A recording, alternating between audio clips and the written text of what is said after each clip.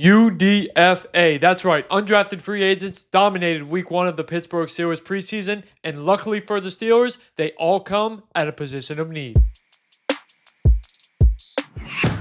Let's start with the first wide receiver, Max Hurleman. That's right, the UDFA out of Notre Dame. When he came into Steelers camp, there were a lot of questions. What is he going to play? What is he going to do? He's a kick returner. He's a running back. He's a wide receiver. He's not that big. He's not that fast. It doesn't matter. He's a gadget player. He's a role player, and he's a very good one. You saw that catch up the seam from Skylar Thompson. It looked like Darnell Washington's touchdown just a few drives earlier, only Max Hurleman is literally half the size of Darnell Washington. It was an amazing play that parlayed itself into a touchdown for Hurleman on an out route the very next play. He looked fantastic. How about Rock Taylor? We highlighted him all week. We talked about how great of a training camp he had been having in Latrobe. He has a big catch over the middle. He looks like the player that the Steelers signed him to be out of Memphis as a UDFA. But the one player that stood out the most, that is honestly been one of the more quiet wide receivers in Latrobe, Keyshawn Williams. This guy came to play. A little bit inconsistent, didn't have the best hands throughout what we'd seen in training camp. It doesn't matter. He puts up big time numbers. An incredible touchdown grab, mossing the defender in the end zone. He had a big catch over the middle, nearly 30 yards. He had a return that was called back due to holding, but it was a big time play. This is a guy